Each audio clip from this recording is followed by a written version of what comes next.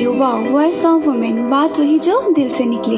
मैं हूं आपके साथ आपकी आरजे हिमाली और शो चल रहा है हेल्थ एंड ब्यूटी टिप्स, जिसमें हम आपको हेल्थ के साथ साथ ब्यूटी को भी कैसे बरकरार रखें इसके लिए कुछ टिप्स बताते हैं। तो आज मेरे साथ डिपार्टमेंट ऑफ होम साइंस की हेड मिसेस नीति कपूर मौजूद हैं। तो हम सबसे पहले मैम से जानेंगे कि हम अपनी हेल्थ को कैसे बरकरार रख सकते हैं। तो सबसे पहले तो मैम आपका स्टूडियो में बहुत बहुत स्वागत है। थैंक यू बेटा, थैंक यू हिमानी। आपने मेरा वेलकम किया और आप ये जानना चाहते हैं कि हम अपनी हेल्थ को किस तरह से अच्छा रख सकते हैं। तो मेरा यही मैसेज है सभी के लिए कि हमें एक बैलेंस डाइट, संतुलित आहार खाना चाहिए। इसी तरह से हम अपनी सेहत को बरकरार रख सकते हैं, जैसे कि हमारे डाइट में सही मात्रा में प्रोटीन्स, कार्बोहाइड्रेट्स, विटामिन्स, मिनरल्स होने चाहिए।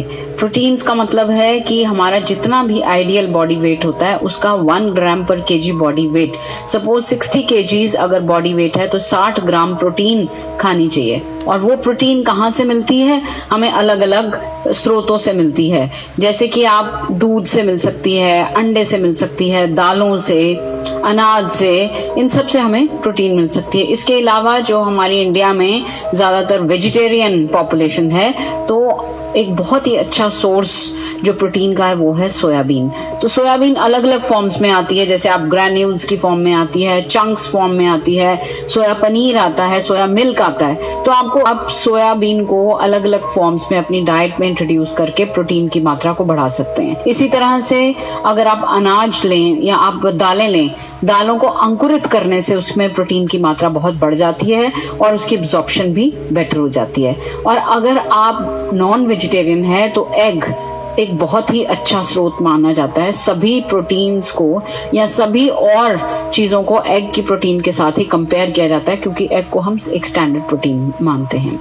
इसके अलावा कार्बोहाइड्रेट्स जो है वो भी हमारी डाइट में 50% of the calories, total calories होने चाहिए। जैसे कि अगर आपकी कैलोरीज की मात्रा 2000 है, अगर आपको 2000 खानी है तो 50% मतलब 1000 कैलोरीज कार्बोहाइड्रेट से आनी चाहिए। लेकिन हम क्या करते हैं, हम 60, 70, 80% कार्बोहाइड्रेट्स, कैलोरीज जो है वो हमारी कार्बोहाइड्रेट से आती है, जो कि गलत है। और इससे ओबेसिटी या मोटापा होता है और हमें और प्रॉब्लम्स आती हैं।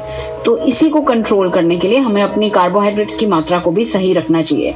ऑन द अदर हैंड हम ये भी नहीं कर सकते कि कार्बोहाइड्रेट्स को बिल्कुल ही कल्प्रेट मानकर आप अपनी डाइट से बिल्कुल निकाल दें, वो भी गलत है।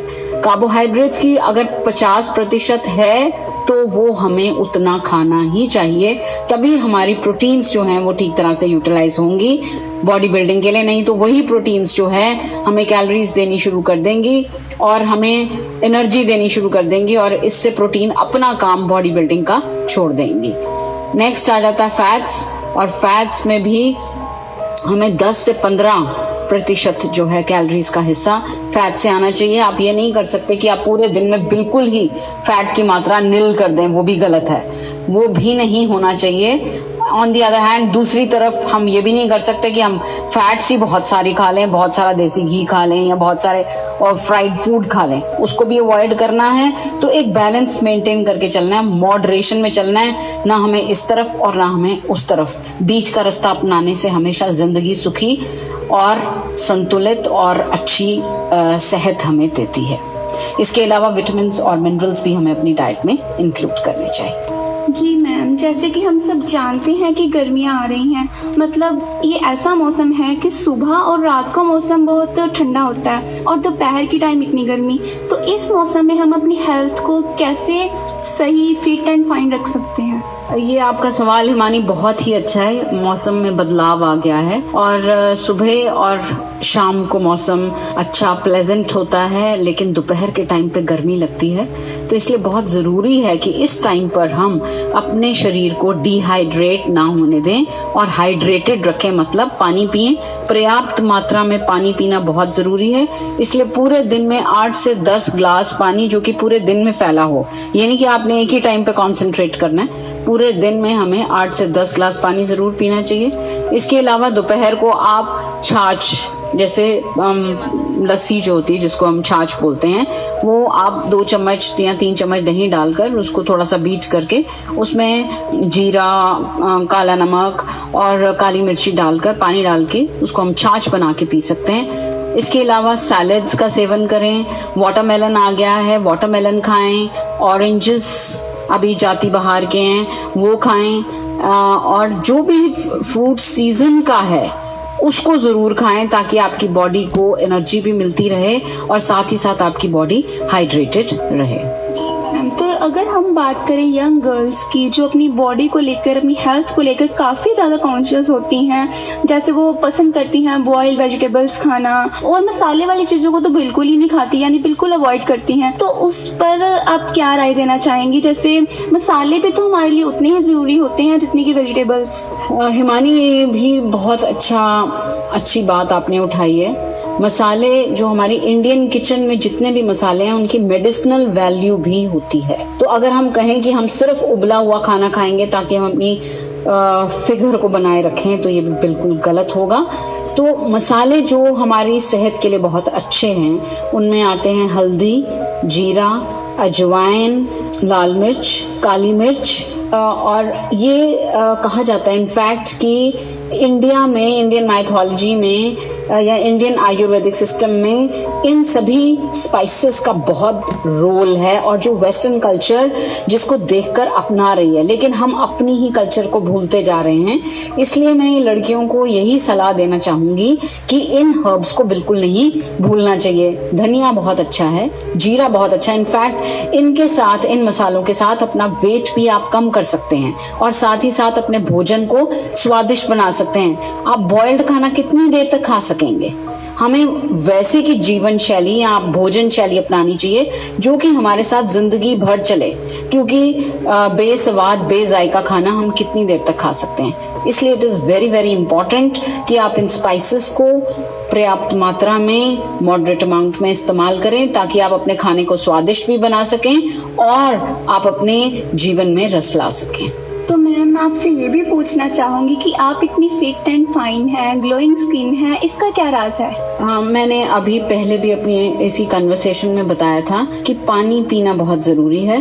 तो अपनी बॉडी को आप जितना हाइड्रेटेड का मतलब जितना आप पानी 8 से 10 ग्लास पिएंगे और फ्रूट्स, वेजिटेबल्स, जो कच्चे फल और सब्जियों का सेवन करेंगे, उसी से आपको एक ग्लोइंग स्किन मिलेगी। और साथ ही साथ प्रोटीन की मात्रा को भी भूलना नहीं है, प्रोटीन्स की मात्रा को भी याद रखना है। और सबसे इम्पोर्टेंट तो ये है कि ब्रेकफास्ट कभी हमें मिस नहीं करना चाहिए।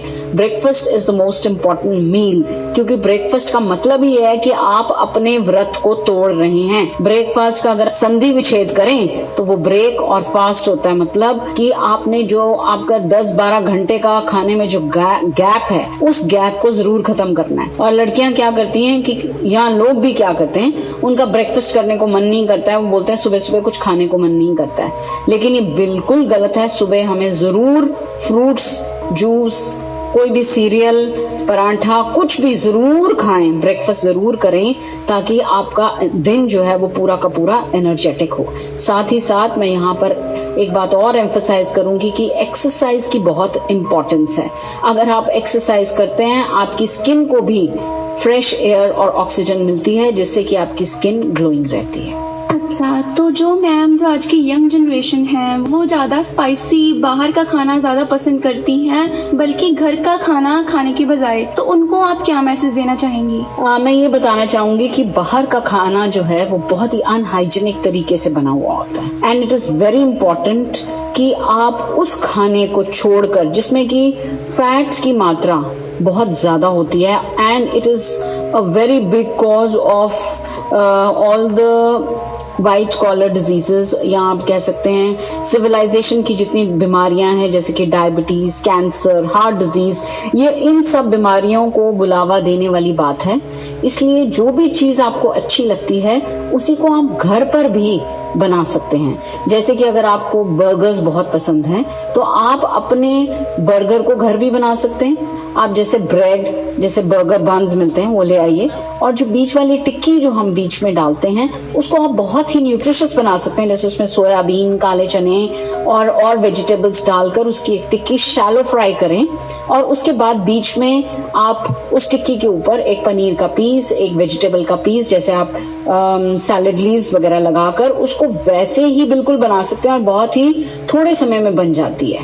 हम सिर्फ काम नहीं करना चाहते हैं, काम से बचने के लिए हम बाहर खाते हैं और नतीजा क्या होता है कि हम बहुत सारी बीमारियों को भुलावा देते हैं। इसलिए ये बड़ा इंपॉर्टेंट है कि हम अपने कुकिंग मेथड्स को थोड़ा सा बदल लें ताकि हमें बाहर खाने की जरूरत ना पड़े। साथ ही साथ अपने दिमाग को और अपने दिल को समझाना पड़ता है, इन टेम्पटेशंस को हमें कंट्रोल करना चाहिए ताकि हम बाहर से अवॉइड करें। और जो बच्चे बहुत पसंद करते हैं वो है पिज्जा।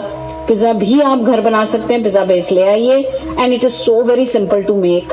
आप एक टोमेटो प्यूरी बना लीजिए, उस प्यूरी को बेस के ऊपर स्प्रेड कर दीजिए, उसके ऊपर ढेर सारे वेजिटेबल्स डालें, चीज, अगर आपने चीज नहीं डालना टोफू डाल सकते हैं, पनीर डाल सकते हैं, और अगर थोड़ा सा चीज हम उसको करके तवे के ऊपर रख के उसको ढक्कन लगा देंगे तो वही टेस्ट आएगा जो कि आप डोमिनोज से खाते हैं। तो इसी तरह जो भी चीज आपको पसंद आती है उसको घर पर ट्राई करके देखें। YouTube पर हर चीज की रेसिपी है, उसी वहीं से देखकर आप थोड़ा इम्प्रोवाइज कर सकते हैं, अपनी इनोवेशन बीच में लगाकर। एक तो आप न्यूट्रिशियस खाना खाएंगे, आपका खाना हाइजीनिक होगा और आपका स्वाद भी पूरा होगा। जी हाँ दोस्तों, जैसे कि हमारे एक्सपर्ट ने कहा, बॉडी को फिट एंड फाइन रखने के लिए बाहर के खाने को अवॉइड करना चाहिए, और वही जो आप बाहर खाते हैं उसे हमें घर पर बना के खाना चाहिए।